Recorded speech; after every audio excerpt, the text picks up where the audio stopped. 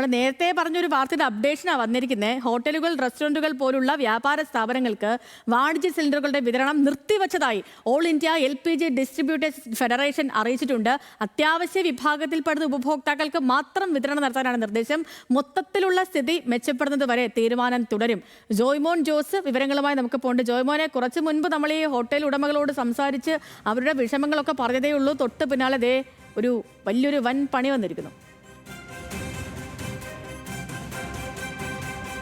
സേതു, അല്പം മുമ്പാണ് നമ്മൾ ഇതുപോലെ ഹോട്ടൽ അതുപോലെ തന്നെ റെസ്റ്റോറൻറ്റ് മേഖലയിലുള്ള വ്യവസായികൾ നേരിടുന്ന ബുദ്ധിമുട്ടുകളെ പറ്റി സംസാരിച്ചു. ഇതിൽ തന്നെ ഒരു പ്രധാനപ്പെട്ട കാര്യം LPG സിലിണ്ടർ, അതായത് വാണിജ്യ ആവശ്യങ്ങൾക്കുള്ള LPG സിലിണ്ടറുടെ ലഭ്യതക്കുറവാണ് ഇത്തരത്തിൽ ഈ ബിസിനസ് സ്ഥാപനങ്ങൾ അല്ലെങ്കിൽ വ്യാപാര സ്ഥാപനങ്ങളെ ബാധിച്ചുകൊണ്ടിരിക്കുന്നത്. അതിലൊരു വ്യക്തത വരുത്തുന്ന കാര്യം എന്തുകൊണ്ട് ഈ വിതരണം തടസ്സപ്പെടുന്നു എന്നതിനെപ്പറ്റി കൃത്യമായ വിവരം ഈ വ്യവസായികൾക്കോ അല്ലെങ്കിൽ ഈ ഹോട്ടൽ നടത്തുന്ന ആളുകൾക്കോ ഉടമകൾക്കോ ഒന്നും ലഭിച്ചിരുന്നു. അപ്പോൾ അതിൽ ഒരു വ്യക്തത വരുത്തുന്ന ഒരു വിവരമാണ് നമുക്കിപ്പോൾ ലഭിക്കുന്നത്. ഇതിൽ തന്നെ ഓൾ ഇന്ത്യ LPG ഡിസ്ട്രിബ്യൂട്ടർ ഫെഡറേഷൻ്റെ ഒരു കുറിപ്പാണ് നമുക്ക് ലഭിച്ചിരിക്കുന്നത്. ഇതിൽ തന്നെ പറയുന്ന കാര്യം ഈ അത്യാവശ്യ വിഭാഗത്തിൽ പെടുന്നവർക്കല്ലാണ്ട് ഉൾപ്പെടെയുള്ള, അതായത് ഈ ഹോട്ടലുകൾ അതുപോലെ റെസ്റ്റോറൻറ്റുകളൊന്നും ഈ അത്യാവശ്യ വിഭാഗങ്ങളിൽ ഉൾപ്പെടുന്നില്ല. അതുകൊണ്ട് തന്നെ ഇവർക്കൊന്നും LPG, അതായത് വാണിജ്യ LPG സിലിണ്ടറുകൾ ലഭ്യമാക്കേണ്ട അല്ലെങ്കിൽ വിതരണം ചെയ്യേണ്ട എന്നാണ് ഈ കുറിപ്പിൽ പറയുന്നത്. ഈ ഔദ്യോഗികമായിട്ട് റിലീസ് ചെയ്ത കുറിപ്പാണ്. ഇതിൽ തന്നെയായാലും ഈ അത്യാവശ്യ ഘട്ട വിഭാഗങ്ങളിൽ പെടുന്ന സ്കൂളുകൾ അതുപോലെ തന്നെ ആശുപത്രികളൊക്കെ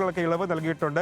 ഇവയ്ക്കാണ് പ്രധാനമായിട്ട് ഈ മുൻഗണന നൽകുന്നത്. ഇവർക്ക് മാത്രമാണ് ഈ നിലവിൽ ഇവർ വിതരണം ചെയ്യുന്നത്. വിതരണം ഉറപ്പാക്കേണ്ടതും ഈ അത്യാവശ്യ വിഭാഗങ്ങളിൽ പെടുന്നവർക്ക് മാത്രമാണ്. ബാക്കിയുള്ള ഈ വ്യവസായ സ്ഥാപനങ്ങൾക്കൊന്നും വേണ്ട എന്നൊരു നിലപാടിൽ തന്നെയാണ് ഇപ്പോൾ all India federation LPG distributors federation ഉള്ളത്. അപ്പോൾ പ്രധാനമായി ഇവർ പറയുന്ന കാര്യം ഈ അതായത് പശ്ചിമേഷ്യൻ യുദ്ധം വലിയൊരു പ്രതിസന്ധിയാണ് രാജ്യത്തും പുറത്തുമെല്ലാം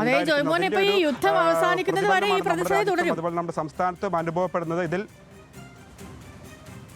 യുദ്ധം അവസാനിക്കുന്നവരെ പ്രതിസന്ധി തുടരുമെന്നാണ് ഈ ഘട്ടത്തിൽ നമുക്ക് മനസ്സിലാക്കാൻ സാധിക്കുന്നത്. അതുപോലെ തന്നെ ഇവർ പറഞ്ഞു വെക്കുന്നുണ്ട് വരും ദിവസങ്ങളിൽ ഈ വാണിജ്യ സിലിണ്ടറുകളുടെ ലഭ്യതയ്ക്ക് ഉറപ്പാക്കാനായിട്ടുള്ള നടപടിക്രമങ്ങളിലേക്ക് കടക്കും. പക്ഷേ ഒരു തരത്തിലുള്ള സ്ഥിരീകരണവും അതിലില്ല. പക്ഷേ പ്രധാനമായി ഇവർ പറയുന്ന കാര്യം ഗാർഹിക ആവശ്യങ്ങൾക്കുള്ള സിലിണ്ടറുകൾ ഉറപ്പാക്കണം. അതിനുവേണ്ടിയാണ് ഇത്തരത്തിലൊരു നിയന്ത്രണം ഇപ്പോൾ എടുത്തിരിക്കുന്നത്. പക്ഷേ ഈ നിയന്ത്രണം ഈ ഹോട്ടലുകളെ സംബന്ധിച്ചും അല്ലെങ്കിൽ റെസ്റ്റോറൻറ്റുകളെ സംബന്ധിച്ചും ഈ ഹോട്ടലുകളെ ആശ്രയിച്ച് കഴിയുന്നവരും അതുപോലെ തന്നെ സ്വിഗ്ഗി അതുപോലെ തന്നെ ഒരുപാട് ഫുഡ് ഡെലിവറി ഏജൻറ്റുകളുണ്ട്. അവർക്കെല്ലാം തന്നെ ഒരു വലിയ തിരിച്ചടിയാകും. അതായത് നമുക്കിത് നിലവിലെ സാഹചര്യം വെച്ച് 2 ദിവസം കൂടി അല്ലെങ്കിൽ 2, 3, 4 ദിവസം കൂടി പ്രവർത്തിക്കാനുള്ള സിലിണ്ടറുകൾ മാത്രമേ ഉള്ളൂ സംസ്ഥാനത്ത്. അല്ലെങ്കിൽ നമ്മുടെ എറണാകുളം ജില്ലയിൽ തന്നെയായാലും ഈ ഹോട്ടലുകൾക്കും അവർക്കൊക്കെ ലഭിക്കുന്നുള്ളൂ. ഇപ്പോൾ വിതരണക്കാരെ വിളിച്ചിട്ടായാലും അവിടെ നിന്നൊന്നും സിലിണ്ടറുകൾ ലഭിക്കുന്നില്ല. അങ്ങനെ ഒരു അവസ്ഥ ഉണ്ടായി കഴിഞ്ഞാൽ അടച്ചുപൂട്ടലിൽ തന്നെ അല്ലെങ്കിൽ അടച്ചുപൂട്ടാണ്ടല്ലാണ്ട് വേറൊരു മാർഗ്ഗവുമില്ല. അപ്പോൾ ഇത്തരത്തിൽ നിൽക്കുമ്പോൾ ഇന്നലെ നാളെ വിതരണം പുനഃസ്ഥാപിക്കും എന്നൊരു പ്രതീക്ഷ ഉണ്ടായിരുന്നു. അതും ഒരു തിരിച്ചടിയാവുന്ന ഒരു വാർത്തയാണ് ഇപ്പോൾ നമുക്ക് ലഭിച്ചിരിക്കുന്നത്. ശരി,